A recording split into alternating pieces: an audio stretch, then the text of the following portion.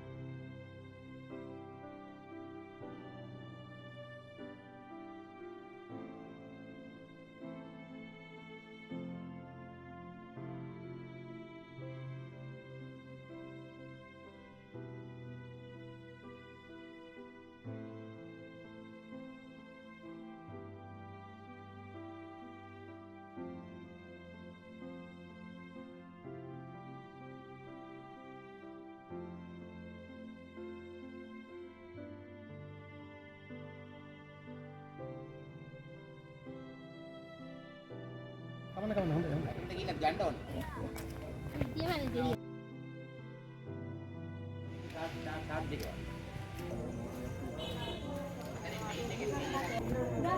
ඔකන යන්න.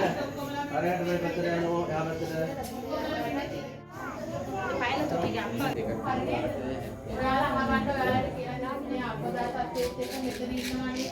මේ තැන්වල ඉන්නකොට ඔයාලට වෙන්න පුළුවන් ගැටලු ටිකක් කියනවා ඒ ටික තමයි ගොඩාක් වෙලාවට ඔයාලා අතර ලෙඩ රෝග ව්‍යාප්ත වෙන්න පුළුවන් හැකියාවක් මේ වගේ තැන්වල තියෙනවා. ඔයාලට කරගන්න තියෙන පළවෙනිම එක තමයි ඔයාලා ළඟ ඉන්නවනේ කට්ටිය. ඔයාලා හෙම්පිරිස්සාව උණ කැස්ස වගේ තියනවා නම් එයාලා උඩ ළඟ වෙවි කතා කර කර ඉන්න එපා. ඔයාලට පුළුවන් නම් මාස් එකක් හරි රෙදි කෑල්ලක් හරි තමයි එහෙම හෙම්පිරිස්සාව තියෙන කෙනෙක් ඉන්නවා නම් පොඩි වගාලා නම් අමාරුයි. ලොකු කට්ටිය ඉන්නවා නම් රෙදි කෑල්ලක් හරි නහය බැඳගෙන ඉන්න. මොකද එක්කෙනෙක්ගේ තව එක්කෙනෙකුට ගියොත් ඒක හරිම අමාරුයි.